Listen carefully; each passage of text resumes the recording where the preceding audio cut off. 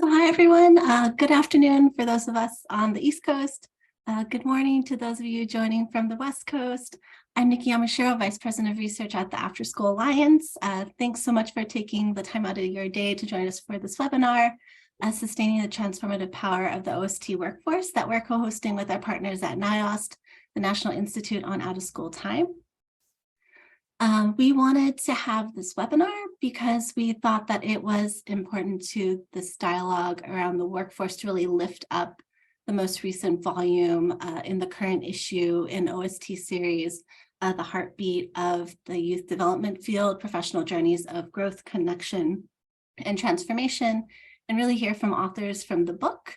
The volume was co-edited by Georgia Hall and Betsy Starr, both with NIOST, and with Jan Gallagher of Clear Effective Communication.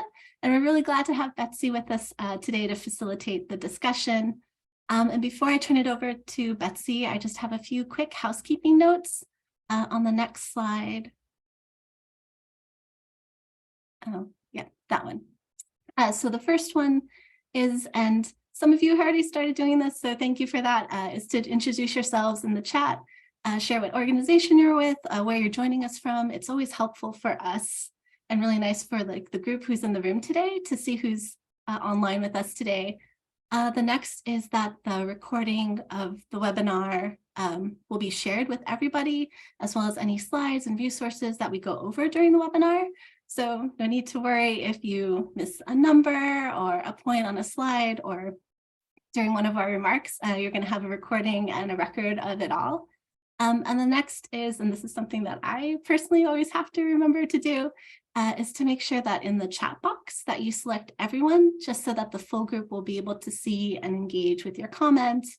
And then the last point, for a better view, go to your video settings and click the Hide Non-Video Participants box under Meetings. And if you're having any trouble with this, just let us know in the chat. We have a team on here today to help with those tech issues. So with that, I can pass the reins on to Betsy. Great, thanks so much, Nikki. And thank you everybody for joining today. It is a pleasure to be here with you all. I'm Betsy Starr, as Nikki said, from the National Institute on Out-of-School Time, and was a co-editor of this book, The Heartbeat of the Youth Development Field, Professional Journeys of Growth, Connection, and Transformation. And so, I'm excited to be able to talk about this, what's in this book today. And we have some of the contributors here, which is great to be able to share with you some of their ideas. So I'm excited to get this conversation going. The book itself is really built around personal narratives written by youth workers, and it integrates chapters by researchers. And together they kind of describe how youth workers' lived experiences inspire the ability to build relationships that are the foundation of positive and healthy youth development. And in the book, we say from relationships come engagement, and from engagement, transformation centered in equity, inclusion, and belonging. And so at the end, fear not, we will share a link to the book and a discount code if you're interested in reading more.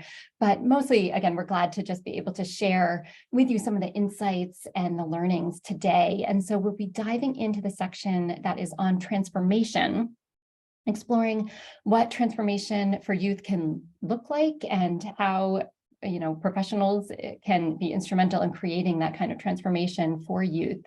And, when we think about our experiences working with youth, maybe it's what we do now, or maybe it's something that we've done in the past. I'm sure many of us think about those moments when we felt like we really had an impact, when we really saw a change in youth, some kind of growth. And I think the potential for witnessing that kind of change is in part what's so captivating about working with youth. And so, today we really want to talk about that and raise up that, that sort of magic, that transformation that is possible. So on the next slide, I'll just quickly review our agenda and speakers for today. So after this introductory stuff, we will talk about transformation in out of school time, what it is, what it looks like, and how we can create it. And so to help us do that, we have Keith Miller with us, and he is a managing director of Young Black Men, Masculinities, and Mental Health Project at the University of Michigan School of Social Work, and also the founder of Healing by Any Means. And we also have Ingrid Nelson, who is an associate professor of sociology at Bowdoin College, to share some about her research. And then we'll talk about the current context and hear a little bit about some data that Nikki Yamashiro, who we just heard from, is going to share.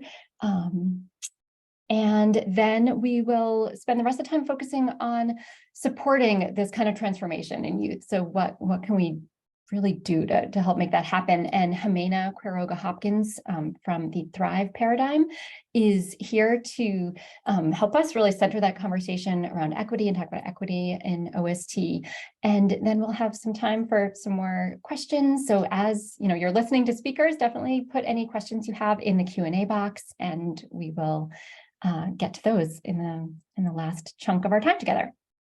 So great, without further ado, I think we can go to the next slide just to introduce our first speaker, Keith Miller, who is here with us. And I'm going to invite Keith to come on and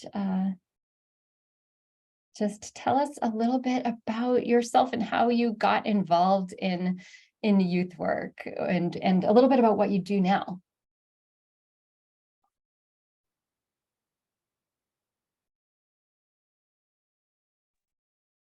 Hey there, everyone. Can you hear me? Okay. Yeah. Awesome. All righty. So a pleasure to meet you all. My name is Keith Miller, and I got connected to this awesome work actually because I was a NIOST After School Matters fellow. And so it was at that point that I was able to join a cohort of fellow youth workers and individuals who are practitioners on the ground facilitating this kind of healing-centered work. And it was through that experience that I first began in my own role as a practitioner. At the time, I served as a deputy director for this really amazing youth-centered arts and social justice nonprofit called the Deep Center, where a lot of the practice I was doing was there. And since then, I've continued to do some other work that centered more so around the role of healing literacies based on my research around how those help us, and not just supporting our young people, but helping them and ourselves and the communities we serve kind of heal, grow, and thrive through trauma, utilizing art reflective practice. Yeah, great. And I am wondering if you can do us the honor of reading a little bit from your essay. So Keith is one of the people who contributed a personal essay to this book. So yeah, if you were willing to read a little bit, we would love it. Yes, I'm ready. I'm ready. All right, thank you. So what I'll do is I'll give some really quick context. Yeah. So the reality is that in my particular section, the section around transformation, what I wanted to reflect on was this really powerful relationship that I had with one of my young people, where it was imperative that we both began to see each other very differently as we navigated a series of transformational, but in that moment, trauma-related experiences where he lost his father. And so what I'll do is just share a little bit, hey, Patricia, is share a little bit of that piece, and then I'll just go into a little bit about what that means. And then Betsy, you let me know where we go from there, okay? Sounds All perfect. right, so on my desk is one of my favorite photos of Pierre, a young person I have had the privilege of working with and knowing since he was a fast-talking, long-winded ninth grader with braces. Now he is a junior in college, now a senior, and I can feel him rolling his eyes at my audacity to allude at the less polished, younger version of himself, or the fact that he was ever anything other than the oh so very charming, braces-free, college-going poet that he is now. To this, I smile and am grateful.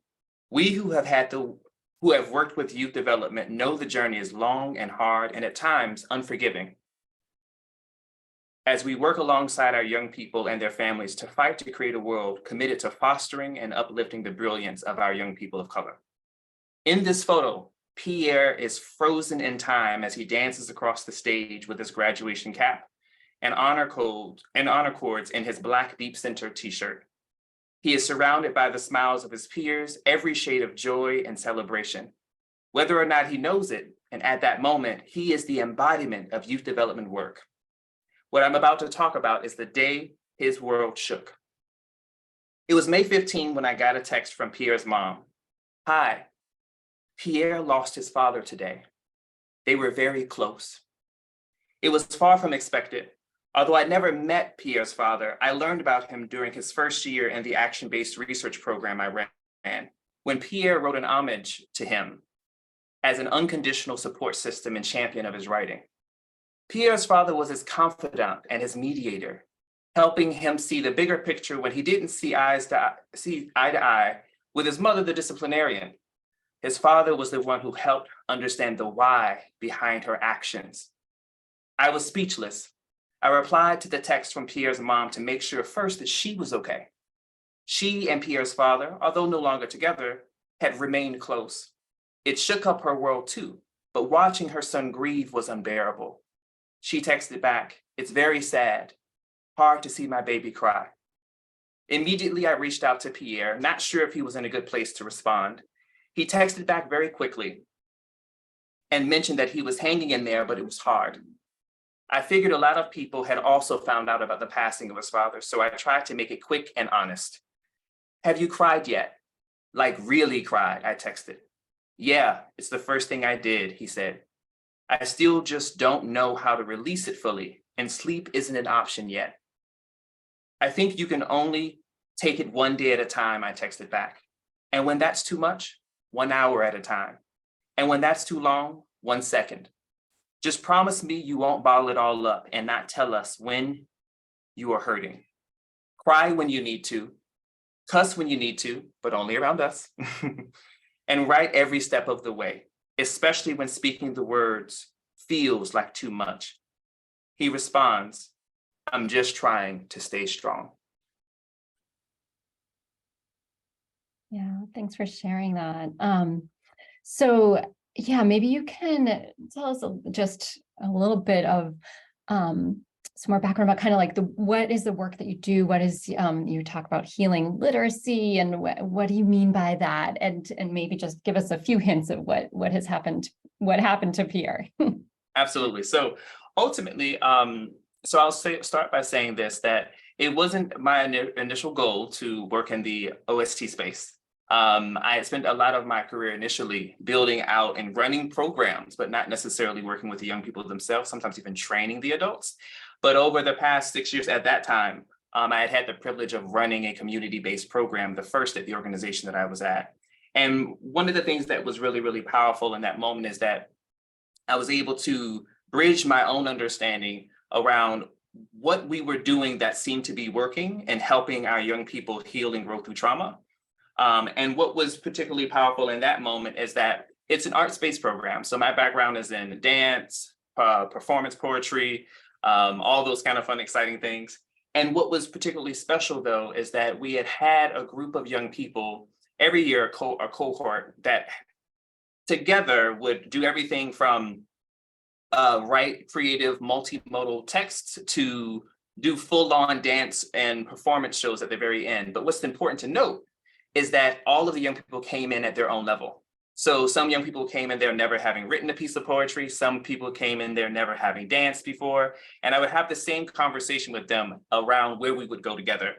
Now, what's really special about this is I began to do research in my educational psychology graduate program, where I was trying to figure out what it was that we were doing specifically, though, that was resulting in these impacts, where young people would go from the quiet, shy ones in the corner to doing full-on poetry competitions at the international level. What is it that we were doing that was creating this amount of agency?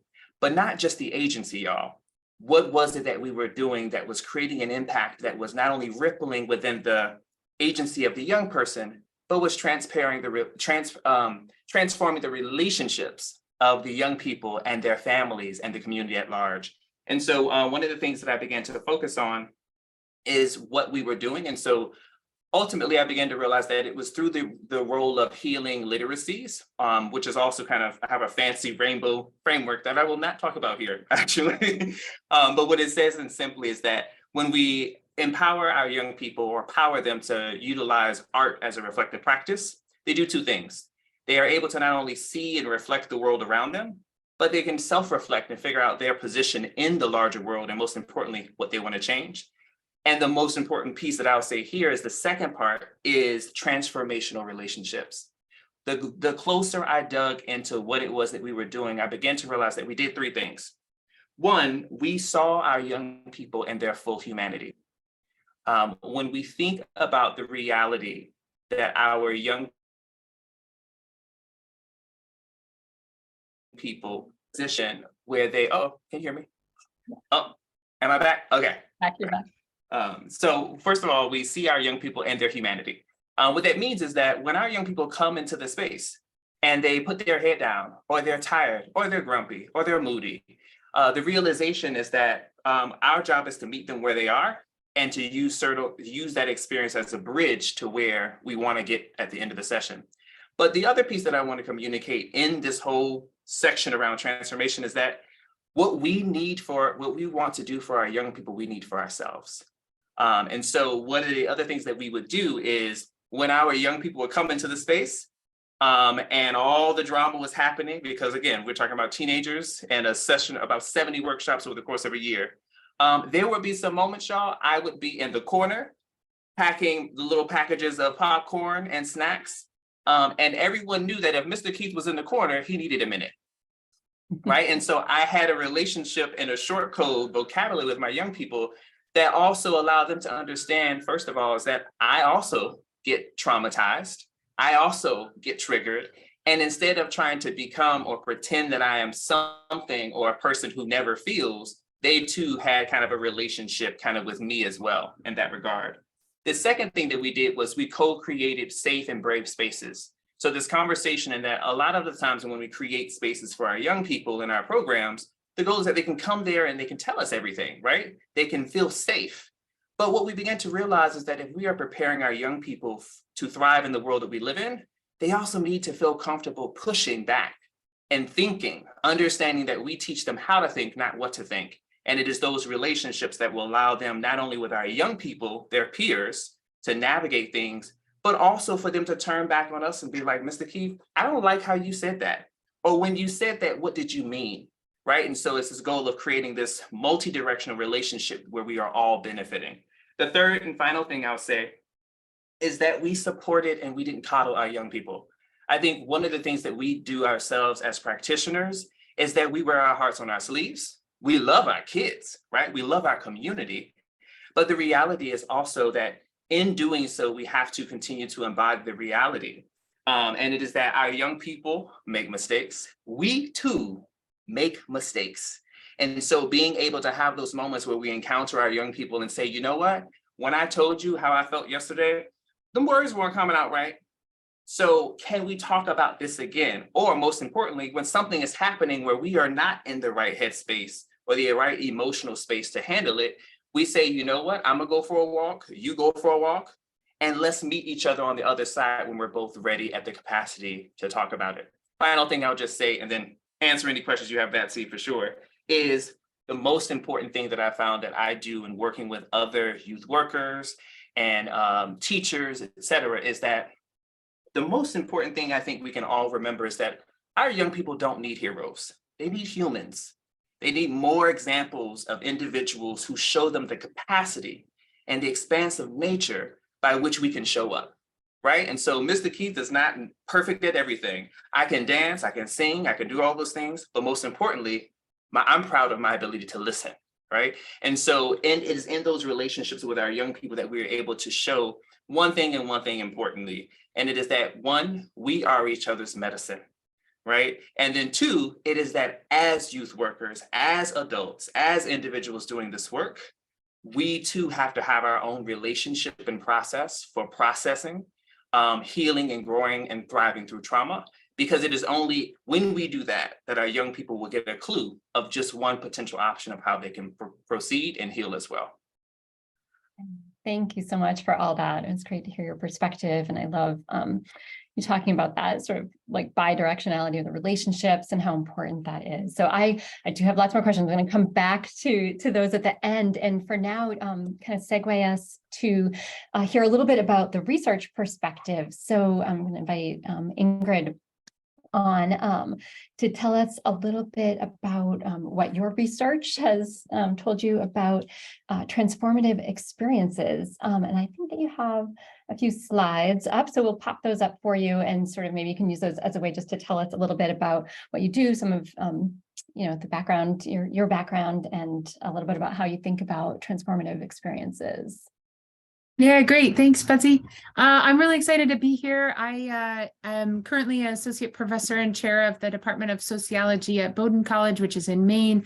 But I started my early career running out of school time program in Massachusetts. And so my heart really lies in that kind of work. So I'm now on the research side of this, but I'm just such a believer in the power of out of school time to really make a difference in the lives of children and youth. So what I wanted to share a little bit about today is my understanding of the broader field of research about out of school time programs and this question about transformation and transformative influence, and then a little bit of my own research that covers this topic. Should I go ahead and move through my slides, Betsy, or did you? I think if we just give a little verbal cue, I'll go to the next one. There we go. All right. So my research really looks at this two big questions. So thinking about how do programs impact their participants? What are the mechanisms or the processes through which the wonderful work that you all do impacts the students who come into your orbit?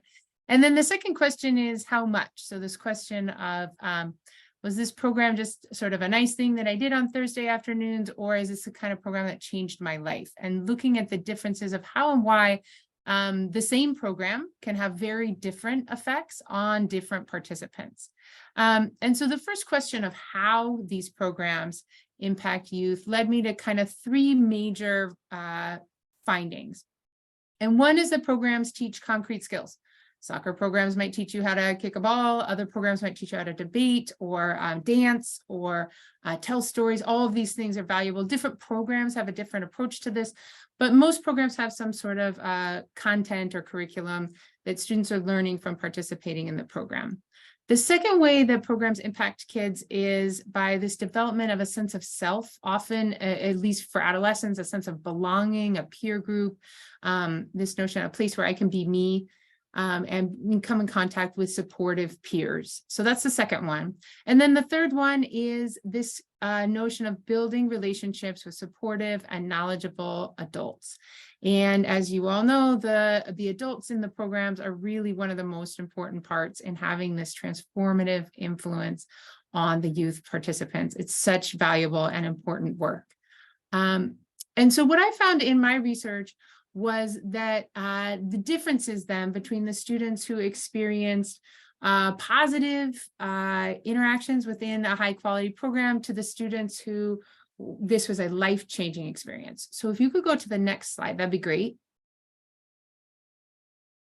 So my research outlines 3 degrees of what I call embedded influence. And I call it embedded influence because we all know that out of school time is not the only thing that students do in a day, right? They are embedded in a lot of sometimes overlapping and sometimes conflicting social contexts. So family might be one of them, neighborhood, school, they might have a religious affiliation, they might be entangled in the legal system or the immigration system, they might be working for pay, they might be volunteering. There are a lot of other contexts that young people spend time besides just these wonderful out of school time programs. And because of that, I call this embedded influence. And what I found in my research is that students who were already embedded in other contexts, which were really supportive, were already pretty well supported. And the programs were able to have an auxiliary influence. And so this notion of that the students already really having their needs met in other contexts in their life. They might be embedded in a positive living situation, a positive peer environment. They might be thriving in school. All of those things are working in their favor. And so the program itself is a really great thing for them to do, but it isn't transformative because in many ways their needs are already being met in other places. The next level of influence I found I called distinguishable influence. And these are students who are having most of their needs met. Many of the places where they exist are positive impacts, but there's something that's missing, right? And for many of the kids in my study, this was a positive peer group was what was missing. And that's what they found in the program. They became involved in this out of school time context where they not only got to develop their own sense of self, but also their sense of belonging in a group of peers. And that was really facilitated by the adults creating these relationships among the youth. The third level is this notion of transformative influence. And these are the kids whose lives changed because of their interactions with an out of school time program. And I'll give you an example in the next slide of Maria, who's one of the students that I highlight in my work, who felt like the program that she was involved in really was a transformative influence. And in the study that I did was a longitudinal study. The students participated in the out of school time program in 7th or 8th grade, and then I followed them into their early 20s to look at the impact of the program over time. And Maria said, I feel like the program was like my savior. Once I joined, I was beyond gangs. I mean, gangs were an issue in the communities that everyone was talking about. I just felt like, wow, why was I in one? Soon I started seeing opportunities that were approaching, and I can't say no. And that's how I started leaving my gang stuff behind. And if you go ahead and flip to the next slide, what I found that particularly for students who experience this transformative degree of influence is it really came down to the work that the adults in the program were doing. And that those adults were cultivating really strong relationships with the student and also acting as a bridge between the student and, in many cases, their families, many cases, their teachers, broader community resources, and that those adults were able to then connect these students with other resources. So the program itself was transformative, but part of the reason that that feeling really stuck over time was the fact that the leaders were embedded in the communities and they were able to connect students with other resources, because we know that no one program, no one person can be everything for a young person. And so thinking about what are the other resources that were out there that the adults could really help these students get connected to and stay embedded in over time. And then finally, this question of fit. That not every program is for every kid. And that's another reason why it's great when adult leaders are embedded in a community. So when you have a kid come through your doorway and your program might not be the best thing for them, you can also help them get hooked up with other resources. So in the case of the research I did, it was a community activism after school program. And for some kids that was great, but other kids wanted to do more arts-based work or sports-based work or religious-based work, those kinds of things. And the adult leaders were able to connect them with other opportunities. So really what I found is this notion of where students are already embedded and then finding ways to connect them so that they can be even more embedded in supportive systems throughout their school, home, and community. Great. Is there another slide, or is that the... That's it. That's all I have for slides. I know that there's a lot of great voices on this panel, so I'm happy to answer questions at the end if other folks have stuff that they want to talk more about. Yeah, that's perfect. So yeah, definitely put questions into the Q&A box, everyone. And I think that, you and Keith have set us up nicely with sort of some start to get a picture of what is it that adults can do. Like there's real things that we can focus on and really intentionally build pieces that will then lead to transformative experiences for kids. And so I think, that the real crux of it, though, is that obviously the grownups who work with youth are really important. And so, the state of that workforce is directly connected to our capacity to provide and sustain these kind of transformative experiences and opportunities for young people. So so we are glad to have Nikki Yamashiro join us again back and tell us a little bit about what she's been learning about the sort of current context of out of school time and yeah, what that might tell us a little bit about the workforce. And for those of you who don't know, the After School Alliance has been collecting data from OST program providers since the beginning of COVID-19, and that has really helped the field understand the impact of the pandemic and the needs of the field, really almost like in real time. And so that's been a huge gift to the field. And so she is here to share the latest wave of data from those program providers. So I'm going to turn it over to you, Nikki. Thanks, Betsy.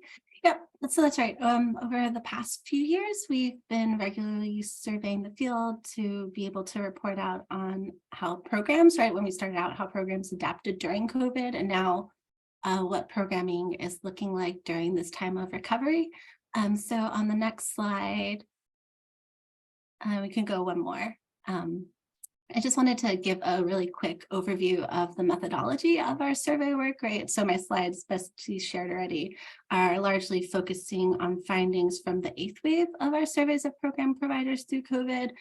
Yeah, we started the survey back in the spring of 2020, so right at the start of when it all happened. I will note that this is a convenience sample, but we do have responses from providers in all 50 states. And in this most recent round, we gathered more than 1,000 responses from program providers. And from this latest survey, on the next slide, what we did is we keyed in on 3 primary takeaways. So the first one that I wanted to talk through is that while we're seeing this return to normal in terms of in-person operations, programs aren't quite back to where they were before the pandemic. So on the next slide, you can see, right, this pretty consistent upward trend of programs who are saying that they're physically open. We found that 94% of program providers surveyed said that they're operating in person. And then on the next slide, we found that programs are providing all of these supports that we know our young people need today, right? From providing academic enrichment to building life skills, giving students time to talk with their peers or staff members, providing opportunities for leadership.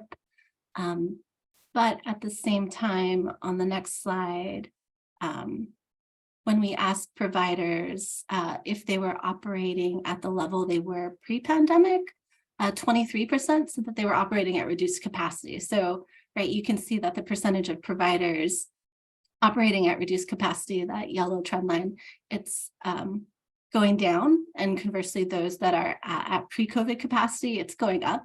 But what this graph illustrates is the point that, right, the field isn't back to where it was. And then on top of that, among providers who are open, what we found is that a majority say that they do have a wait list. So there's this demand for programming, right, that a majority of programs aren't able to meet, which raises the question of why and leads into the next takeaway on the next slide. That has to do with the challenges that programs are facing that are really impacting their ability to return to normal operations, in particular challenges around staffing and cost of running programs. And what we saw in the next slide, really like loud and clear in programs responses, is the problems that they're dealing with around staffing. And the bar chart, right, you can see that there's this really big jump starting in the fall of 2021 of providers who said that they are extremely or very concerned about their ability to find and or hire staff. And then when we ask about the level of difficulty to hire and or retain staff during the fall, more than 2 in 3 providers said that it has been at least somewhat difficult for them. Only 1 in 5 said that the hiring process or keeping staff has been easy. And then on the next slide, what we pull out is that you can see that this concern about staffing, right, it holds true across community types, and that majorities of programs in rural and suburban and urban communities say that it has been somewhat or very difficult for them to hire or keep staff. And then on the next slide, right, tying it back to programs operating at reduced capacity, when we ask why, you can see that staffing issues was by far the most common answer. And this challenge, it actually saw that 10 percentage point increase between the spring and fall of 2022. So just how much more of an issue it was. And then on the next slide, The increased cost of running in-person programming is also a reason that providers said that they haven't been able to return to normal. 23% of providers said that this was a reason, right? You can see it's down slightly from the spring. And we can make this connection, right, between staffing and cost in a separate question, asking specifically about if their program's costs have gone up. More than half said that they have. And you can see how staffing and costs are interrelated, right? So 83% of programs who said that their costs went up said it was due to staffing costs. And then on the next slide, what we also found is that programs are much more likely to report that they're taking steps to address the staffing issues that they're facing. So on the next slide, what we found is since we started asking this question in the fall of 2021, the percentage of providers who have said that they're taking steps to attract and or keep staff has gone up, right? You can see that it's most significantly happening in that area of increasing salaries. So, right, we can see again how interrelated staffing and costs are. So 70% of providers said that they've increased their staff hourly wages or salaries. That's up from 59% from the spring. And for almost all of the measures that we asked about, right? So the more PD opportunities, sign-on bonuses, free childcare, we saw this higher number of providers reporting that they've instituted that measure. And then on the flip side of that, programs are also much less likely to say that they haven't done anything or taken any steps around staffing. And here, I was going to pause for a little bit, not quite a minute, but we'd love to share, love if you can share any strategies that you've implemented or found to be effective, or maybe come across in terms of attracting staff or supporting your current staff in the chat.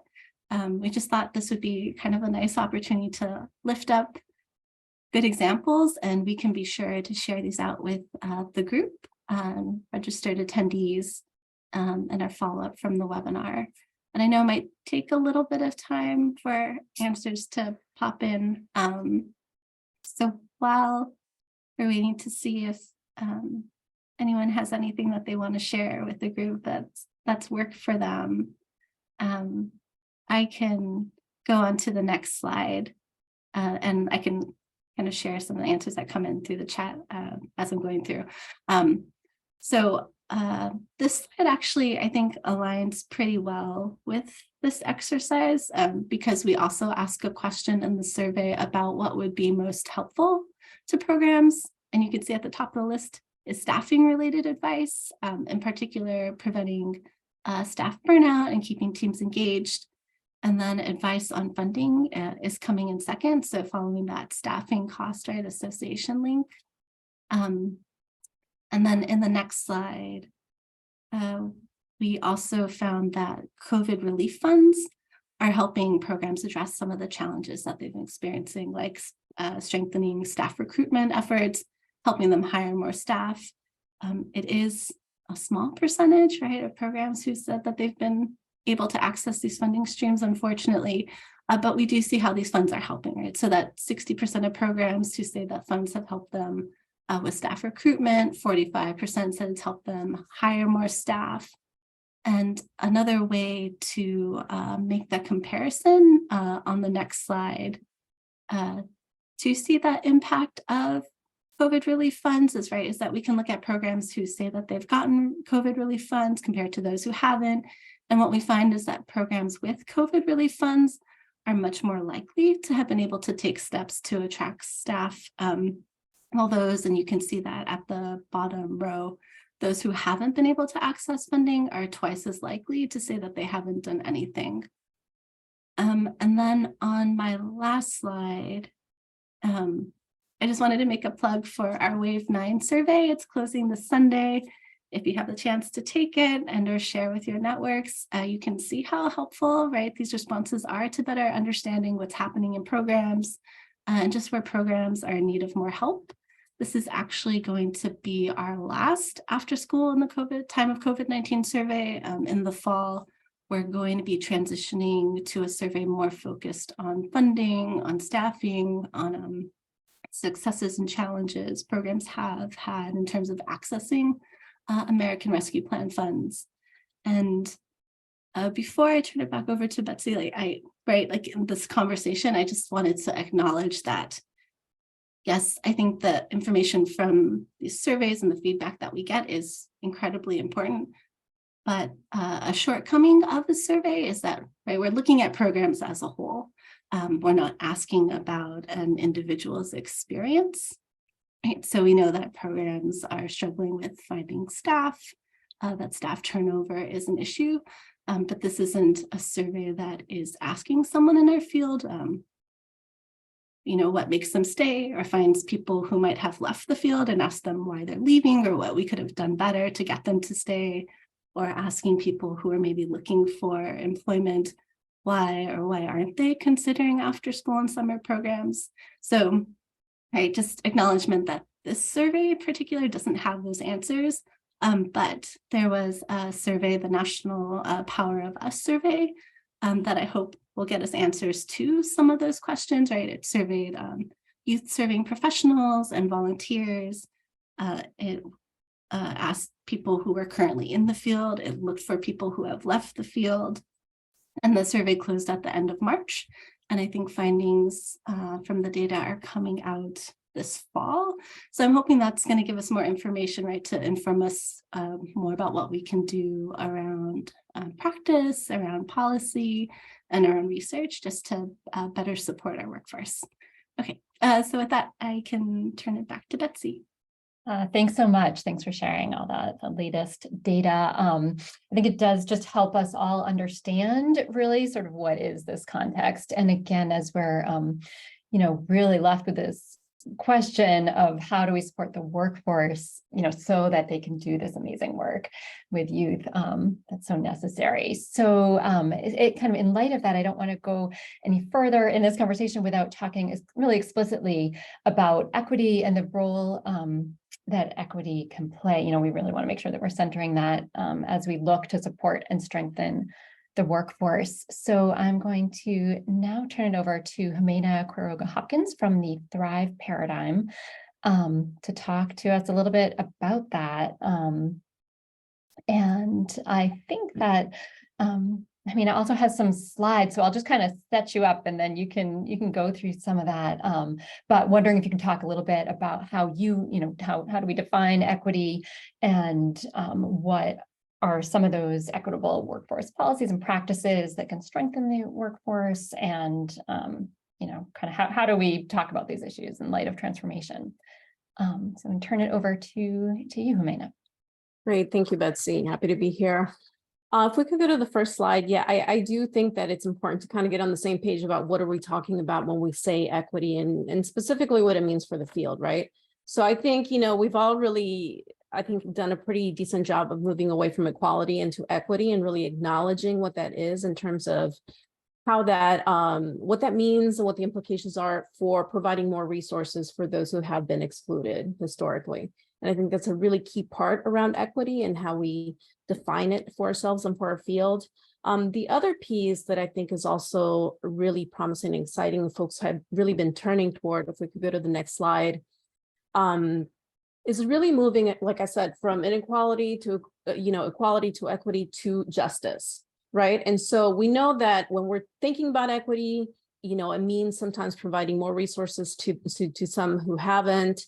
But really, ultimately, how do we get to a point of social justice where we're looking at the systems themselves that inherently are creating inequities in our field and in general? And so I think a big part of the work right now is really focusing on these systems and shifting them so that they're not creating inequities.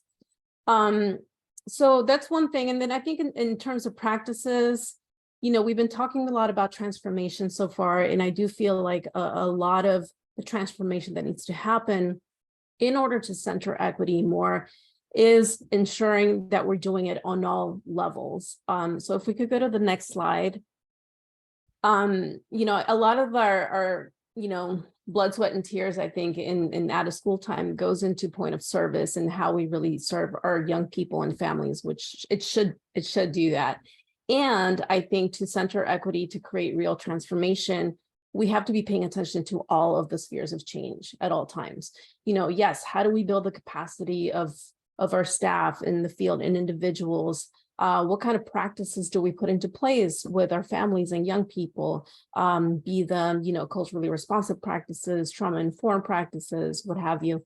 And then policies, same thing. How do we do that, not just on a systemic level, but also internally within our programs? What kind of policies do we have in place that are supporting our staff or aren't, really examining and making those shifts? So those are, I think, a few things that are important to consider as we create transformation to become more equity centered. Now, to your other question, Betsy, around what kinds of, practices and policies, I was really happy to hear some of the stuff that came out of the survey that Nikki shared, because it's definitely in line with a lot of what I've been seeing. Just, we've all been hearing around the challenges around staffing. And I think that's the last slide. So you can take off those slides, I think. So, with the challenges with staffing, one of the pieces, there's a lot of points here that I think we all have been hearing around, living wages and so forth. I think that's critical. In California alone, we've had, I forget what bill it was. I think it was AB, I can't remember what it was, but having the fast food wages increase here and the potential of that happening, I think is a real threat. There's things like that happening all over the country, but, looking at what our wages are, and I'm happy to see that in the survey, there was a little bit of that programs really paying attention to that. But I think additionally, there's a lot of stuff that we can do within our programs around program culture. I love how, Keith, you were really talking about centering supports around, trauma-informed practices and really providing those opportunities. And even the fact that, a lot of our staff come from the communities that they serve. And so even if they're not experiencing vicarious trauma, the trauma that they experience themselves, having those supports in place. And then the other thing is just around being intentional about creating program culture that's strong and really supportive.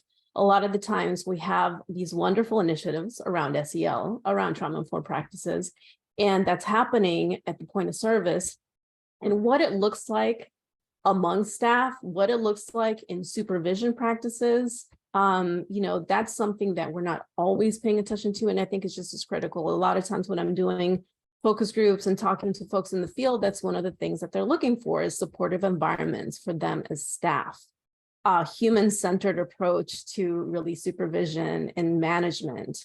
All of those things are, I think, just as critical, especially when we're talking about retention. So, we can put a lot of practices in place and policies in place to retain, to hire staff and to get more staff, in the door. But how do we ensure that we retain those staff? So that's another piece. There's so much to share, and I know we don't have a lot of time, but I think the other pieces, I'm really happy to hear, the data that's being collected. Yes, the Power of Us survey, I think is great, and continuing to collect data, especially demographic data, so that we really are able to disaggregate that data and understand the different needs for different communities and what's happening, especially around workforce. Let's see, a couple of other things that I wanted to share. Opportunities for advancement. I think a lot of the times when we're thinking about training and just opportunities for advancement in general for staff, a lot of it can be focused on skill development. And I think that is one piece. And especially when we're talking about equity, there's a lot there that is still, I think that can still happen. And we also know that the racial leadership gap still also persists in our field. We have wonderful representation of the communities that we serve at the point of service, but when we get to leadership positions, it looks different. So continuing to create, leadership programs, fellowship programs that are going to be able to provide some of that, skill, and not only that, but also social capital for individuals, especially individuals of color, to get into positions of leadership in the field. So a lot more to share, but I'll pause there because I know we're also going to do questions and answers. Yeah, that's great. Thanks for those. I always feel like those concrete kind of strategies to really be thinking about are so helpful to kind of just get us all started. Yeah, and so we have a few minutes to take some questions. So if anybody has any, please put them in the Q&A box. And I see one in there right now. So I mean, I have a lot of questions, but I'll start with this one that is in there that is for Keith, but also others about what do you see for the future of your career in out of school time? So I assume this is kind of just coming out of a place of curiosity for kind of career paths and what that might look like. And, you know, you've had a pretty interesting career path, Keith, but do you have anything in mind for sort of next steps kind of career-wise, or what? Yeah. You're now focusing a lot on writing and Yeah. So one, thank you for that question. I was not prepared for that one, I know. which is hilarious, which is the fun part of this. I mean, I think one of the key things that I have had the pleasure of doing is that I stay in community in some capacity. And what I found is that my shift is going from supporting young people on the ground to leading a lot of the work in supporting and transforming training for folks around the country, particularly as we've come through the other side of this pandemic, or at least are trying to. And so a lot of the research specifically has created really powerful opportunities for me to be able to consult for larger organizations across various demographic contexts, so that the very framework that I share, the healing literacy framework, is something that's been able to be applied across all these contexts. And then I guess a more hilarious but truth reality is that I signed a multi-book deal with HarperCollins as a YA author.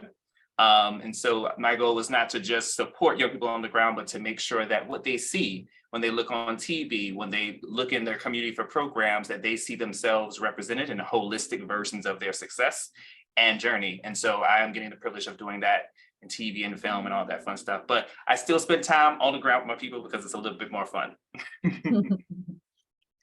Yeah, that's great. Yeah, so I'll just let people know again, we're happy to take questions. So put them in the Q&A, feel free. But in the meantime, kind of a question for everybody, sort of maybe starting kind of Ingrid and Keith, but others too, really thinking about how do we, and we, started to talk about this, but how do we as a field intentionally really foster those building blocks that can create transformative experiences? So what other kinds of what can we do? And as Ingrid, you point out, I know in your chapter, and others in the book too certainly have pointed out, that it takes really an ecosystem. It's not just one organization or one person who can provide all this. But so maybe starting with you, Ingrid, and thinking about that from kind of an ecosystem perspective, like what can we as adults do to collaborate to make those ecosystems more effective, to build partnerships? Like any thoughts of just kind of what else could we do? Yeah. And I think I'm a sociologist, so my answer is going to be structural here, Yeah. Thinking about the systems in place within programs that support staff to not only work with youth, that face-to-face work that's really important, but also have time that they're on the clock where they're also developing relationships within the community. So being part of those conversations that are happening outside the program that will build the kinds of relationships to connect youth to other sorts of resources, whether it's in the school, whether it's other places. I think every community is a little bit different. Urban areas are certainly different than rural areas. So to know that local context and have that be a supported part of their everyday work. And then within communities, I think having organizations that see those connections and that work across different groups within the community, sort of that next level of support, organization, and connection building. And I think organizations like the After School Alliance do this at a national level. I think that's important too, particularly where I am right now is a rural area, and there really just aren't that many programs because there aren't that many kids and they're pretty far spread out. And so thinking about the really important role that national organizations can play in distributing information and in building connections among staff members that might otherwise be isolated in the work that they do. So I think that there's a lot of sort of structural work at different levels to support, like I said, not only the one-on-one work that's so important with young people, but also to build that professional capacity and those social networks regionally and nationally that help staff members connect youth with lots of different kinds of resources. Yeah, thanks. Keith, do you have anything to add from from a different perspective? Yeah. So I mean, I think about two things. So one, what we've been observing over in the field is where there are individuals who represent the communities that they serve, are in leadership positions. We are seeing this massive turnover. And so I think part of as we watch many of the resources that were already scarce in the beginning, or even as we prepare for a lot of those pandemic relief funds to kind of begin to disappear, what we still notice is that there are systemic challenges into how individuals are actually being funded, organizations that are led by youth of color. I mean, young people and adults of color from the community. But the other piece is I've been doing a lot of work in coalition building. Because we cannot always control the stream of revenue and resources, I think if we continue to think about the process from an ecosystem of support and transformation, what we can begin to think about is how do we create systems that are agile and responsive in ways that ensure that in moments where resources disappear or evaporate, organizations and their leaders are not restricted to only their skill set. Because oftentimes folks who are in positions of leadership are having to wear all of these hats at the same time. It leads to burnout. It leads to a challenge in trying to navigate all of these experiences with a limited perspective, where communities and organizations being able to, one, build coalitions where they can share that load and share that knowledge is something that's really, really powerful, allowing people to feel connected. But also, two, it allows them to be able to develop a better understanding of what skills are needed and being able to tap and build kind of pipelines of support so that it doesn't feel like it's all on one person. So really thinking about the ways in which the community, and then it makes it a lot easier for them to also go for bigger pockets of dollars that allow them to share the expertise of some more established organizations or smaller, newer, emerging organizations in a way that combats that larger systemic challenge, I think, which is the rat race of fighting for funds that can also sometimes undermine the very culture of community and healing that we're trying to build on the ground. Yeah, thanks for pointing that out, for sure. Yeah, and Hameen, I want to give you a chance to add anything else as far as, thinking kind of higher level here of like policy recommendations, anything else that you would, the direction that you would love to see people taking that you haven't maybe had a chance to talk about yet.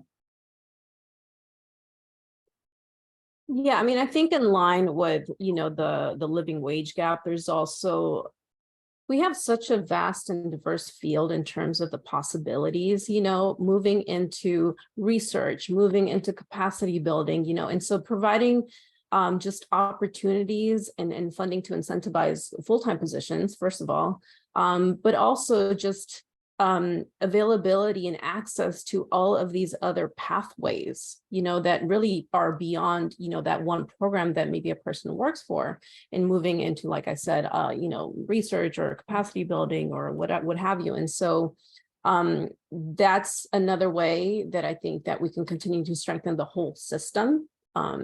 Yeah.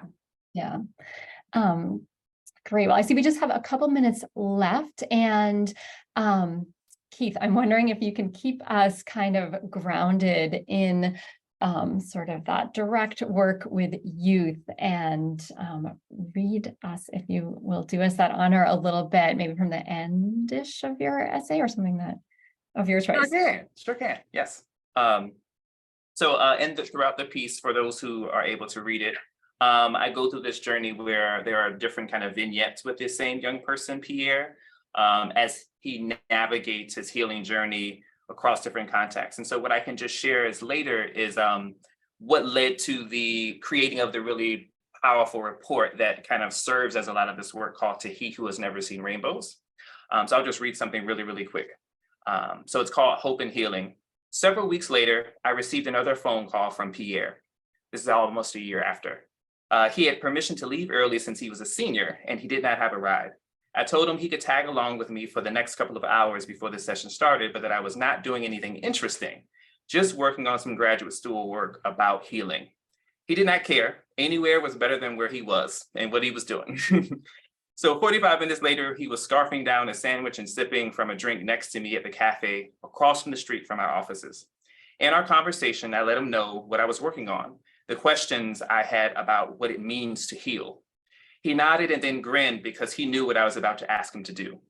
I asked him to write a poem about healing and what it meant to him. Pierre had produced the highest number of poems of any other student in the program for all the years we'd been there.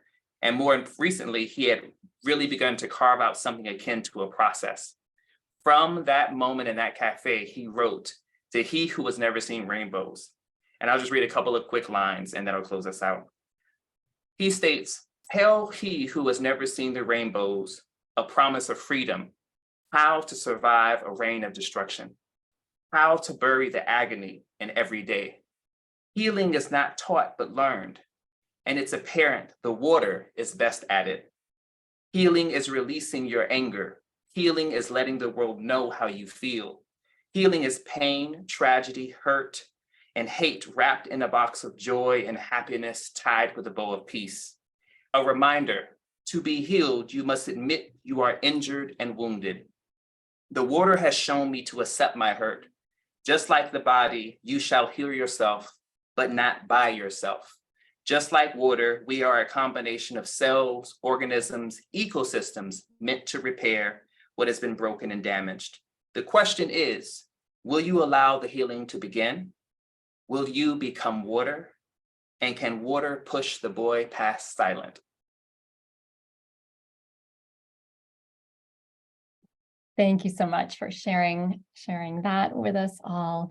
I think that is a nice place for us to kind of wrap up. So I'll just, if we want to put the slides back up, there's one more that just is a reminder to folks that if anybody is interested in more about this book, there's a link to it and to the entire Current Issues in Out of School Time series, which is truly just such an amazing resource for practitioners, for any field leaders, funders, certainly people in higher education teaching about youth work. I think it's the whole series is a great resource, so definitely check it out if you hadn't. And with that, just thank you to all of our speakers for joining us and contributing to this book and sharing with everybody. And thank you to everybody for being here today and to the Alliance for hosting.